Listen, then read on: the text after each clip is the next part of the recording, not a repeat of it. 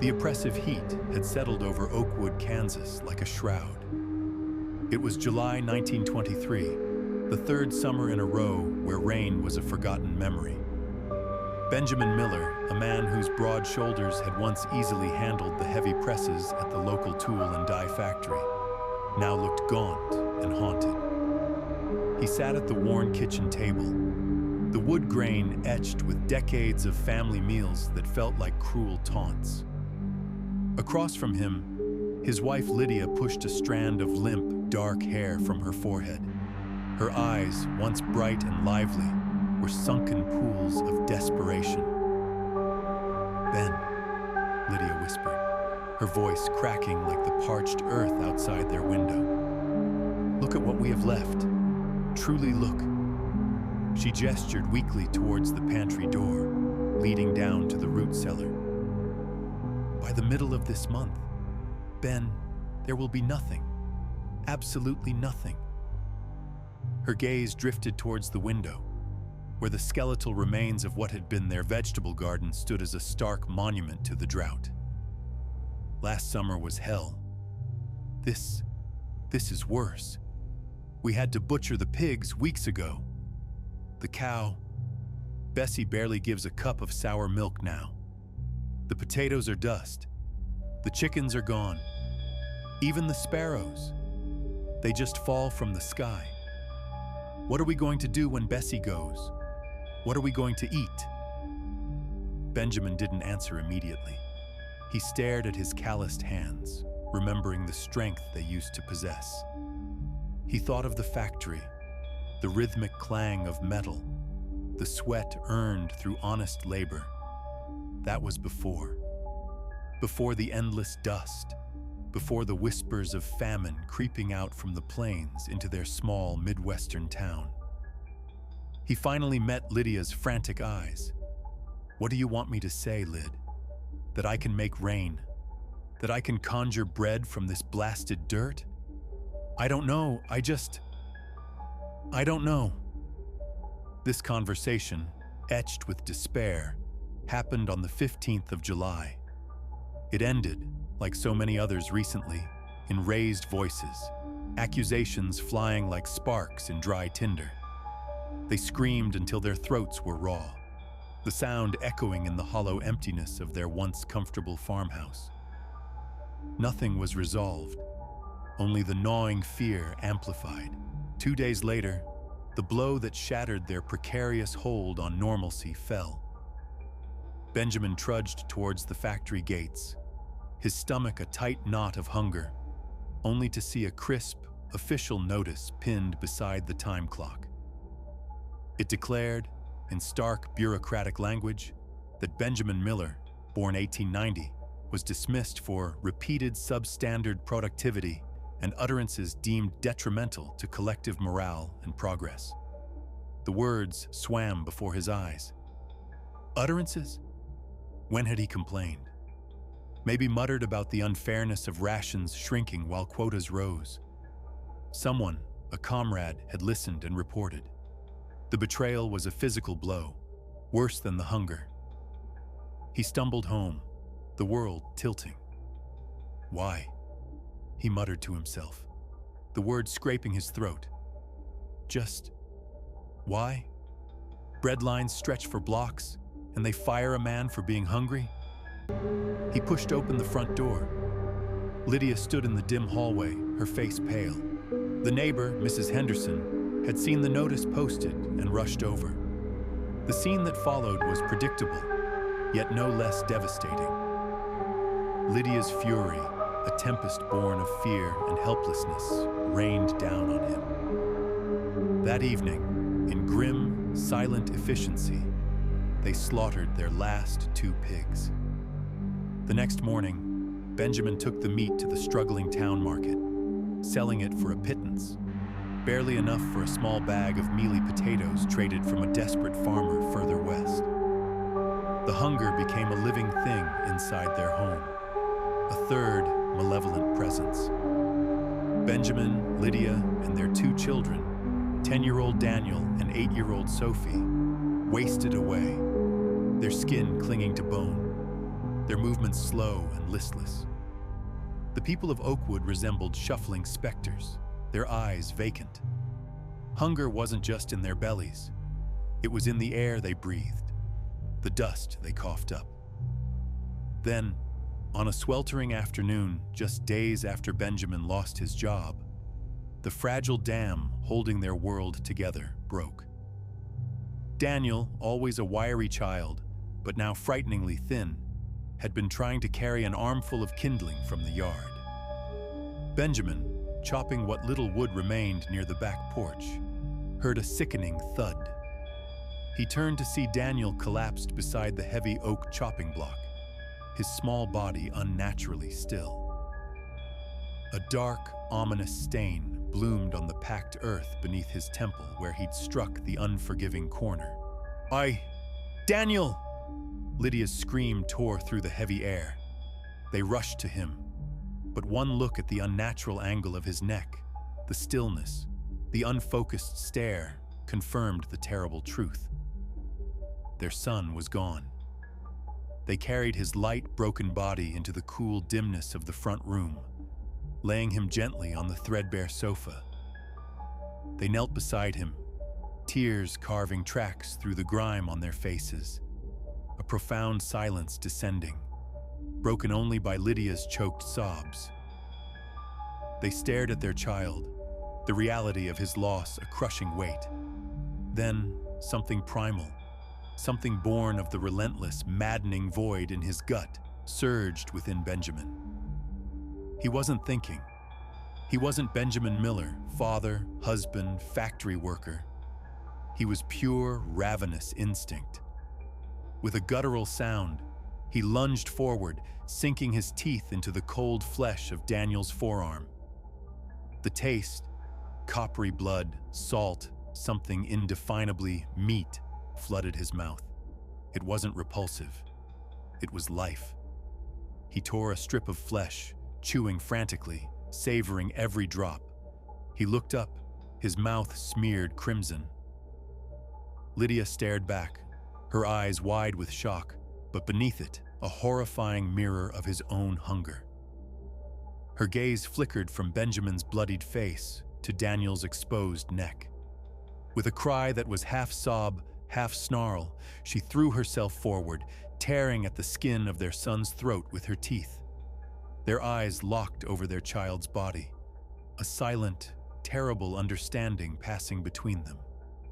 The last vestiges of humanity, starved and broken, snapped.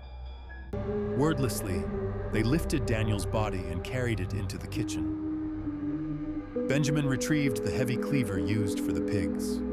The sound of the blade striking bone was sharp, final. They worked with a chilling efficiency born of desperation. Chunks of meat were placed in a pot. Lydia stoked the fire in the stove. The smell that filled the small kitchen was obscene, yet achingly familiar, cooking meat. When the grisly stew was ready, they called Sophie in. The little girl, hollow-cheeked and listless, ate without question. "It's good, Mama," she murmured, spooning the broth. Tastes strong. The horror had taken root. Daniel's bones were burned in the stove, the acrid smoke carrying away the last physical traces. A week later, with the meager remnants of their son consumed, the gnawing emptiness returned, sharper, more demanding. That night, Benjamin climbed the stairs to Sophie's room, the heavy butcher knife cold in his hand. He stood over her small bed, watching the faint rise and fall of her chest beneath a thin blanket. "It's mercy," a voice whispered in the darkest recess of his mind. "She's starving too. This ends it. It's just meat now." He closed his eyes, steeling himself. As the blade descended towards her throat, Sophie's eyes flew open, wide with sudden, terrified awareness. The knife struck true, a sickening crunch silencing her before a scream could form. He dragged her small body downstairs. Lydia met him in the kitchen, wordlessly holding a large basin to catch the precious blood. The scent enveloped Benjamin, dizzying, intoxicating.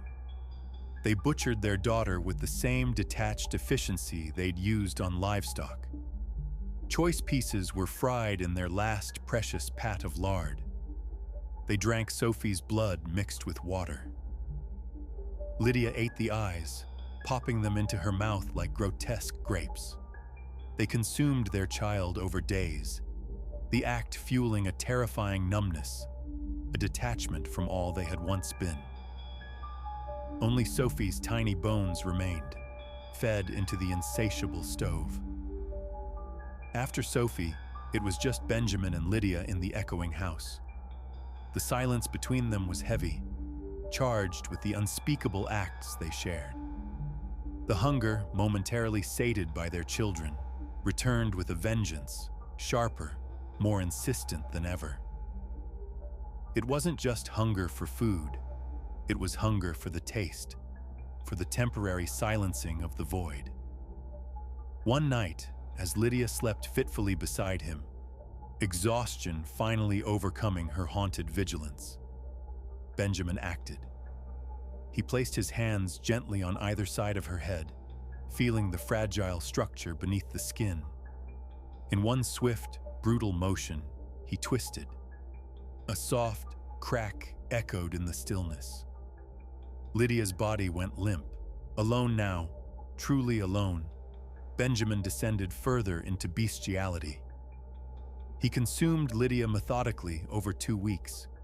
He rendered her fat. He ground tougher cuts into a coarse paste, trading some surreptitiously at the desperate dwindling market for a few potatoes. He saved the best parts for himself. Finally, he retrieved Lydia's brain, carefully placed in a bucket packed with precious ice saved in the cellar. He baked it slowly with the last of the potatoes, a final, horrific feast. The rich, fatty taste was decadent, a perverse luxury in the midst of utter desolation. He ate it slowly, savoring every bite, the taste of his wife lingering on his tongue.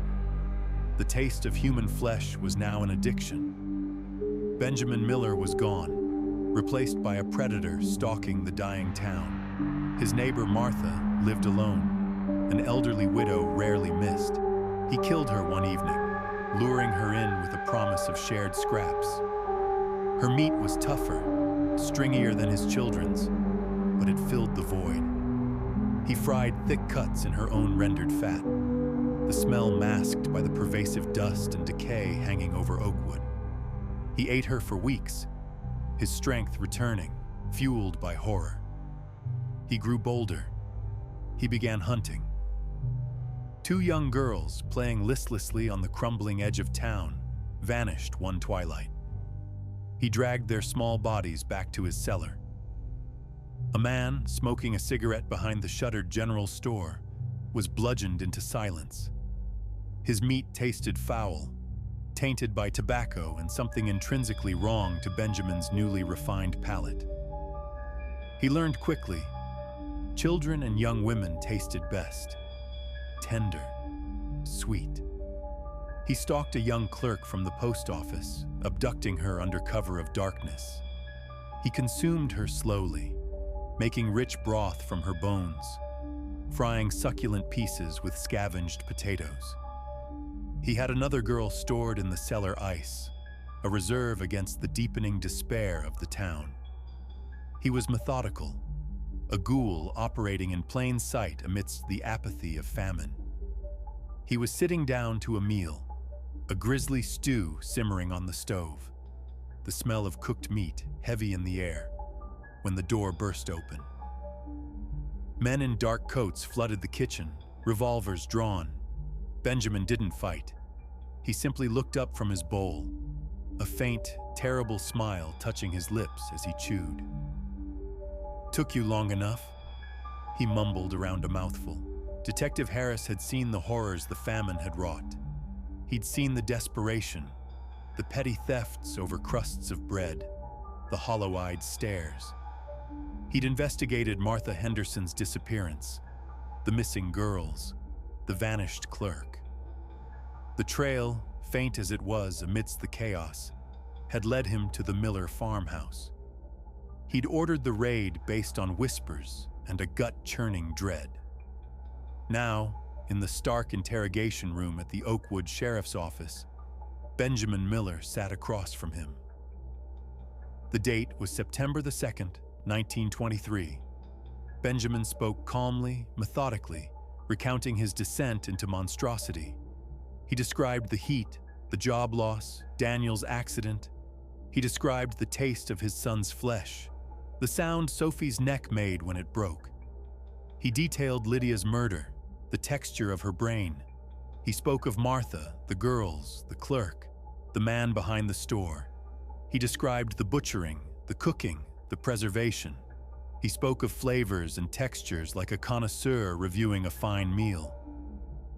Harris listened, his face a mask of professional detachment that grew thinner with every word. He saw the bloodstains Benjamin hadn't quite washed off his fingernails. He smelled the faint, metallic tang that seemed to cling to the man. He heard the utter lack of remorse, the chilling matter-of-factness. Benjamin finished his account, leaning back slightly, a strange, unsettling calm about him. And then, he said softly, I sat down to eat, and then you came. The silence that followed was absolute, thick with the unspeakable horrors that had just been laid bare. Harris stared at Benjamin Miller. He saw not a man driven mad by hunger, but something else. Something that had embraced the darkness, reveled in it. The carefully constructed wall of professionalism Harris had maintained throughout the famine, through countless tragedies, crumbled. The image of Daniel striking the chopping block, of Sophie's terrified eyes snapping open, of Lydia's brain baking with potatoes, of the missing girls. It all surged forward. A tidal wave of pure, unadulterated revulsion. God Almighty, Harris whispered, his voice trembling. Then it erupted. You animal! He roared, slamming his fist on the table so hard it jumped. Benjamin flinched slightly but held his gaze, that faint, terrible smile still playing on his lips. It was the smile that broke Harris, the utter lack of humanity. With a strangled cry, Harris yanked his service revolver, a standard issue .38, from its holster. He didn't aim. He simply pointed it across the table and pulled the trigger. Once, twice, again and again. 7 deafening explosions shattered the air, the acrid smell of cordite instantly overwhelming the room. Benjamin Miller jerked violently with each impact before slumping forward onto the blood-slicked table, unmoving. Harris stood there, panting, the gun smoking in his hand. He looked down at the ruin he'd made of the prisoner, then at the horrified stenographer frozen in the corner. The weight of what he'd done, what he'd heard, crashed down upon him. He turned towards the only window in the small, stifling room. It was open a crack to alleviate the heat. Without a word, without a glance back, Harris lunged. He hit the sash with his shoulder, bursting through the glass. The 5-story drop was swift. He hit the pavement below with a final, sickening thud. As a deputy rushed to the broken body, Harris, with his last gurgling breath, managed 3 words, his eyes wide with a terror that mirrored the horror he'd unleashed. He wasn't human. Then he was still.